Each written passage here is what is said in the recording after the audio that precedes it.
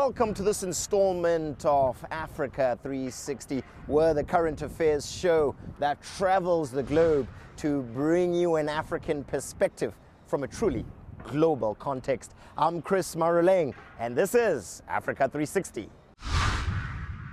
This week we come to you from New York City as global leaders are gathered for the 68th United Nations General Assembly. But the meeting has been overshadowed by events in Nairobi. Al-Shabab militants stormed an upmarket mall in the Kenyan capital. The crisis unfolded over days with dozens of people killed. The Somali militant group says the attack was in response to Kenya's troop deployment in Somalia.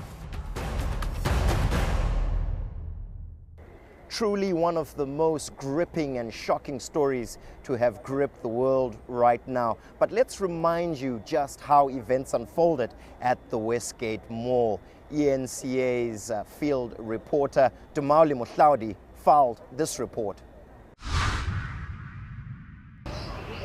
It started off as a pleasant morning. People from all walks of life flocked to the Westgate Mall for some Saturday shopping. Then, gunmen stormed the center.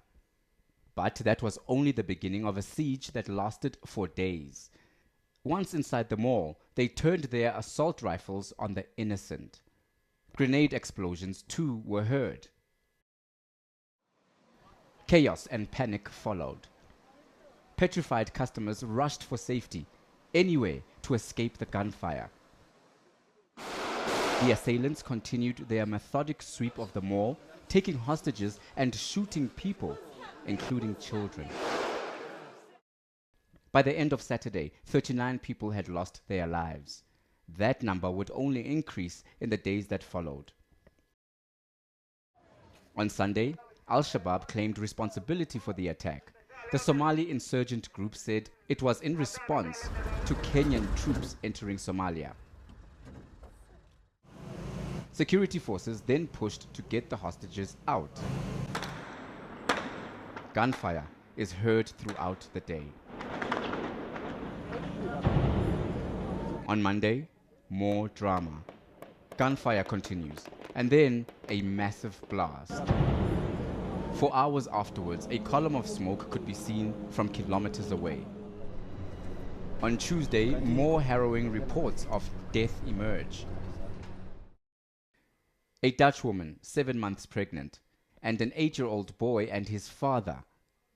The terrible list goes on. By now, nations across the world have spoken out against the attack. Many have pledged their support. But it's the people of Kenya who are proving to be the real inspiration. Thousands have rallied in Nairobi to help those affected by the attack, donating blood, medical equipment, money, food, or even just messages of encouragement. And all of it shows unity and hope in the most horrifying of circumstances. Dumauli Mohlaudi, Johannesburg. As global leaders gathered here and indeed the world tried to make sense of this latest terrorist attack, it is the Kenyan people who must travel this very personal journey of shock, grief, and ultimately hope. ENCA's Sony Matthew documented the human impact of this very tragic incident. What was supposed to be a Saturday morning of shopping turned into a horror terrorist attack. And the once bustling Westgate Center is now the scene of a massacre. The attack had global impact. French, Chinese, and South Africans were among the dead. American Bendita Malakia is one of the lucky shoppers who survived the Westgate attack. Prominent Ghanaian poet, statesman, and professor Kofi Awuno was killed alongside at least 61 others. While the siege may have ended, authorities are still combing the ruin of the once luxury mall, hoping to find more shoppers who were trapped in the 4-day hostage crisis. Others have resigned themselves to the inevitable. 22-year-old Carol Owichi is missing. She was visiting a friend at the mall. All her family has to go on is a short text message from her boyfriend saying she had died. That if you're the uncle, please note that Carol was in the Westgate Mall and she died on the spot. She was taken to City Mortuary. This number was given by her because I was her boyfriend. That the body had been brought to City Mortuary. Now the body is not here, so I'm stuck. The morgue is the last place people want to go to look for their loved ones. Most pray they won't find them here, but for some, they just want closure to finally know for sure what really happened.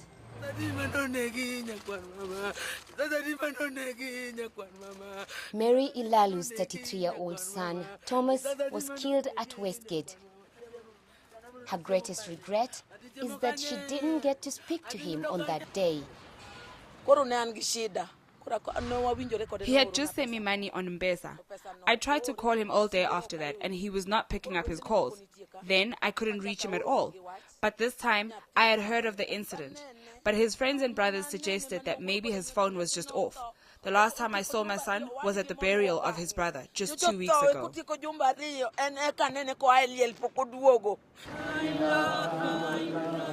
Some have already begun to bury their loved ones. Here, a mother and daughter, Salima and Nuriana Marali, are remembered. With multiple gunshot wounds but alive somehow is Salima's son, Aliyaz. They were all mowed down by fellow Muslims preaching a brand of religion no one here understands. They do it under the guise of Islam. Those are devil worshippers. They're not Muslims. And I wish the world would eradicate them. But the tragedy has also united Kenyans. Kenyans have collectively raised more than $400,000 through mobile money transfers to assist the victims of the assault. At Ground Zero, dozens gathered to assist in any way they could. Doctors, nurses, medical students and other retired staff have turned up at medical facilities to assist the injured.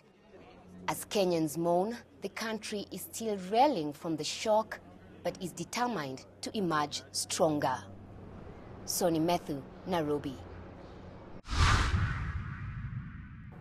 Join us after the break as we look at how this terrorist attack on an otherwise peaceful Nairobi suburb has affected Kenya and the future of conflict across the African continent.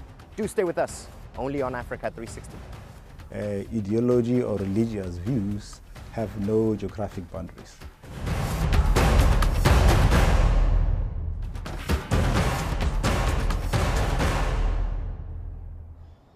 Welcome back. If you're just joining us, this is Africa 360. We may be in the United States of America. However, our hearts and minds are in Kenya as the world reels from this latest terrorist attack.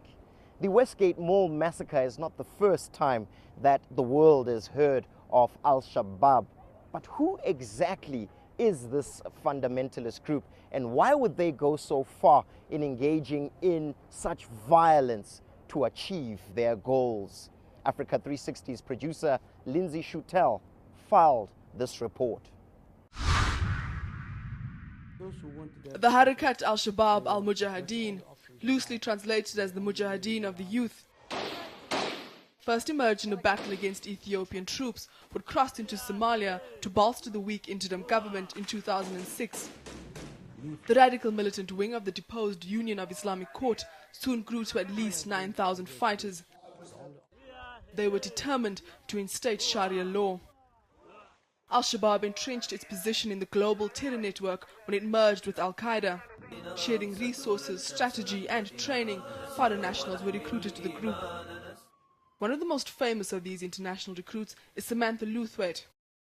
Known as the White Widow, the widow of the London 7/7 bomber is believed to be a key figure in the attack on Nairobi's Westgate shopping centre. Under the leadership of Ahmed Abdi Godane, Al-Shabaab controlled parts of rural Somalia, but were pushed back by an African Union force led by Kenyan troops. Forced from Mogadishu in 2011 and the vital Kismayo port in 2012, Al-Shabab swore revenge. The siege in Nairobi is one of the group's boldest moves yet, and Al-Shabab has promised it won't be the last. Lindsay Shutal, Johannesburg. Tsiriso Tipanyane, thank you so much for joining us on Africa 360. Thank you, sir. It's interesting meeting you here in New York, but certainly our minds and indeed our thoughts are in Kenya following these recent terrorist attacks.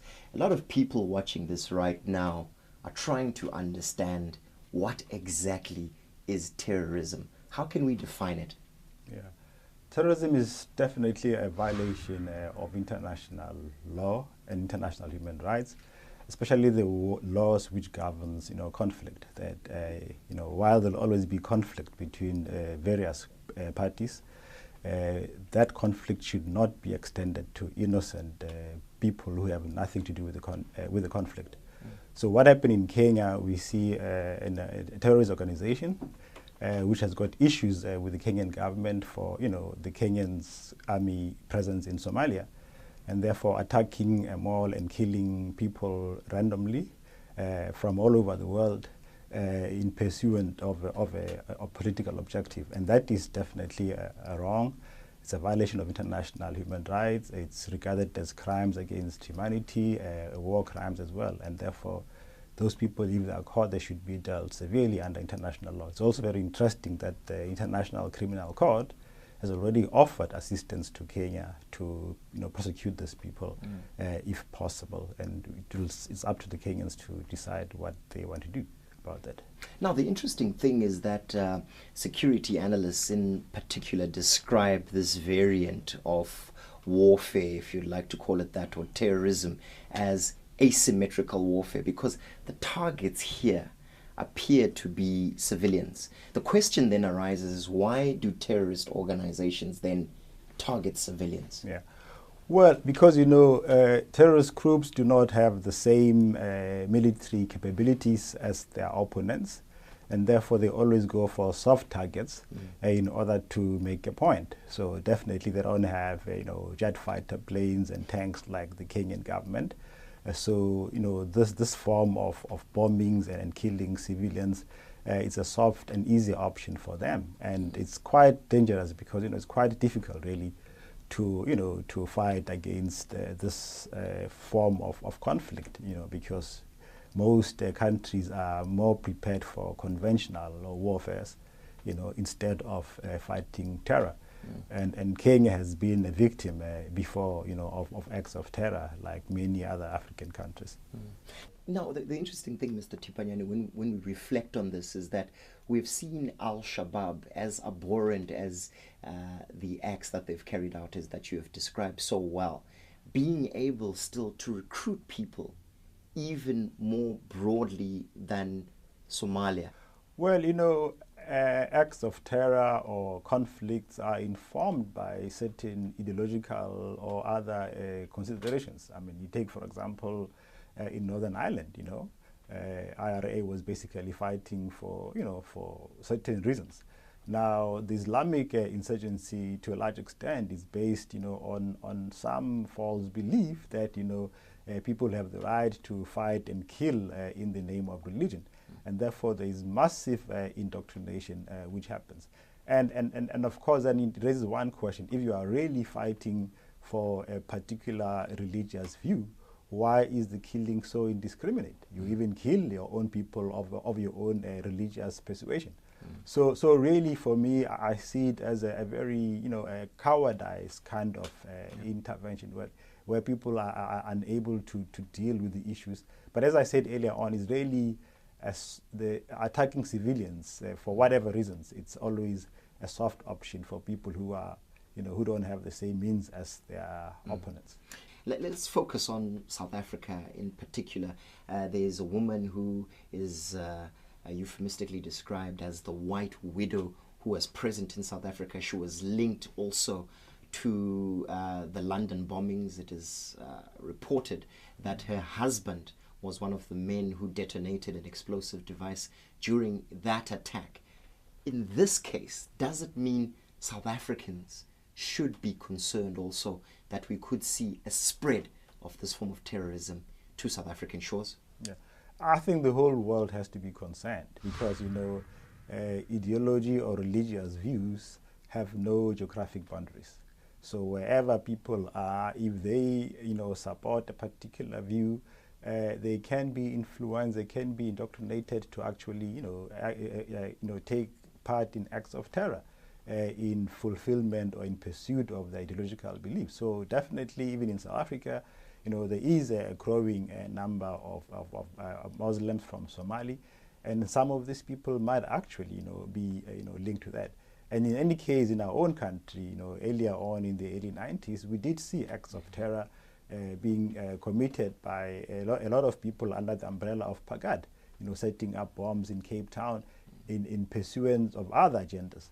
So, this can happen all over the world. It's interesting that you say that because state security agencies in South Africa who monitor such activities say that they're not very concerned about the possibility of similar attacks occurring in South Africa. They indicate that there isn't the activated cells of either Al-Qaeda or Al-Shabab that would raise such concerns. Are they incorrect? Well, maybe they're not really clarifying their positions very carefully, that the state is involved in monitoring and ensuring that the country is safe and secure from any acts of terror or anything else. We've had in 2008, xenophobic violence. So any state worth its weight is involved in making sure that the country is safe, and therefore there is monitoring of all potential groups which might arise against the state. So I guess from that, what they're basically saying is that, they've got it covered, so to speak. They're keeping an eye, and there is no cause to worry at this point in time. And certainly, if you look at South Africa in the last 20 years, apart from those incidents of PAGAD and the Boer mark, the country has been relatively safe, and we've managed basically to encourage diversity. So really, if you are an Islamist in South Africa at this point in time, a country recognizes there is freedom of religion. So what will be your cause to fight? And therefore, if anyone was to try and set up a similar thing in South Africa, I think there will be a massive public backlash. And therefore, those who are thinking of these issues do take into account those considerations that, if we act in this manner, what do we gain and what do we lose? And I think anyone at this point in time who will try and pursue that kind of an agenda in South Africa will lose big time. Thank you so much for joining us on Africa 360. Thank you. It's been my pleasure as well.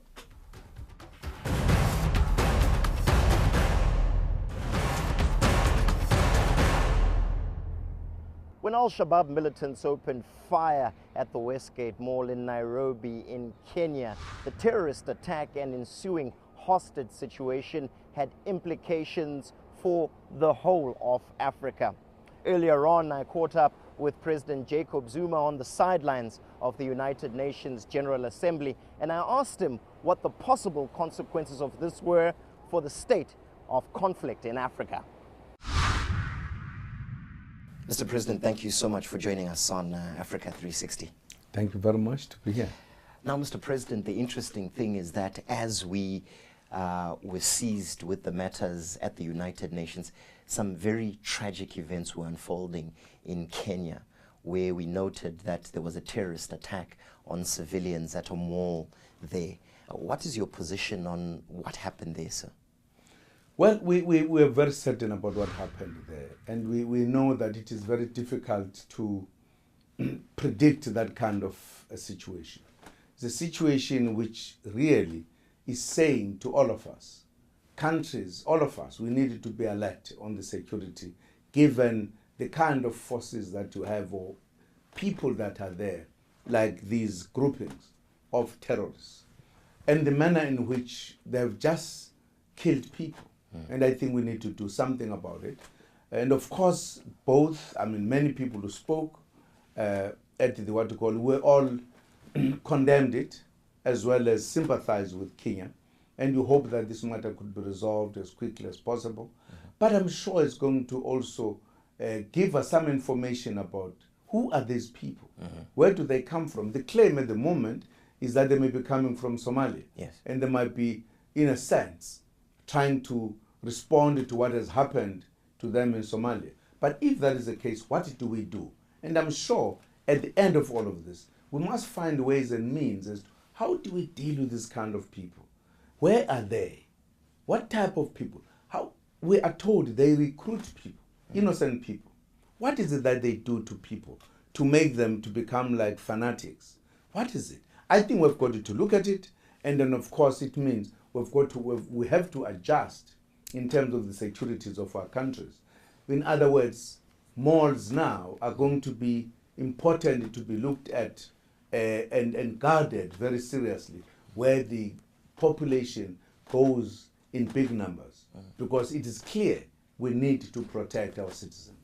Mr. President, I'm glad you indicate that we need to interrogate a little bit further the recruitment practices and why people join organizations like Al-Shabab that engage in terrorism. We also note that a woman known as Samantha Luthwaite, who is a United Kingdom citizen, is said to be known as the White Widow, was actually present in South Africa and acquired South African identification documentation. This must be a concern, Mr. President, especially given the fact that these links with organizations like Al-Shabaab seem to extend to countries like South Africa. Well, it is a big concern indeed. How this has happened is something that I'm sure we are going to investigate. But such people get into all countries and they acquire at times documentation in a manner that you don't know. At times they don't. At times they forge. We don't know exactly, because investigations have not been made to say were these documents authentic or they were forged. We'll all look into that one. But of course it is going to say how to strengthen our security of our documents, which we have been in the process of doing so. As you know, we are in fact introducing the smart card, that I don't think it will be said they were carrying a smart card right now, unless their citizenship agreed that they should get such kind of documentation. Because if, without knowing what type of people they are, if by birth or by marriage or whatever, you qualify, you would get that kind of document. So I'm saying an investigation will have to be undertaken, because it must say that there must be some loopholes somewhere. That, I think, is going to be, in a sense, ascertained once the investigation has taken place. Mr. President, still focusing on Somalia, one of the key criticisms that we've heard is that South Africa didn't deploy troops to Somalia along with Burundi and Rwanda supporting this African Union mission. Given the events in Kenya, will we rethink this position? Will South Africa deploy troops now into Somalia? Well, you don't just deploy without being requested. I think at first you are requested, you then consider, and then you look at everything and you take a decision. I think insofar as Somalia is concerned, the countries of IGAD were capable and sufficient to deal with the matter, as you know. So there was no direct request that said, South Africa, could you help out there? So that point, I think, is a point which you could not debate, because there was never a request, formal request to say, can you help? Because those countries were capable of dealing with the matter at the time. Is it possible that we didn't engage in this process because of a concern about reprisals from terrorist organizations like Al-Shabab, or was this motivated, as you indicate, simply by the fact that a request was not put through? No, the request was not put through. That's all. And we didn't talk about, because it was never discussed. The matter was never discussed to say what are the considerations. Yes. That's never. Because if the request was put, we would have looked at whatever matter that needs to be looked at. Mr. President, thank you so much for joining us on Africa 360 once again. Thank you very much. Thank you, sir. Thank you. Well, that brings us to the end of this edition of Africa 360. As we have mentioned earlier, we've been coming to you from New York City as the United Nations held its 68th General Assembly. Our sincerest condolences, though, go to the families of the victims of the Westgate massacre in Kenya. If you'd like to join the debate on Africa, you can certainly do so by following us on Twitter. You can also join us on Facebook or drop us an email at africa360@enca.com. And remember, you are the voice of Africa, so we would certainly like to hear from you on upcoming editions of your program, Africa 360. So until next time, when we look forward to bringing you Africa like you've never seen it before, do take care.